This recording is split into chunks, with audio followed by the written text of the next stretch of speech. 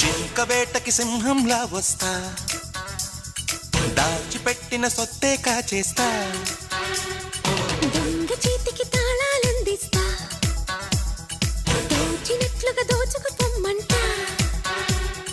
కోహినూరు మణి నిన్ను కోట దాటిస్తా, ఆశకోరమణి కనికట్టు చేసేస్తా, కొల్లగొట్టమని నిధులన్నీ చూపిస్తా, కళ్ళు మూసుకుని వగలన్నీ ఒలిచిస్తా. అడగాల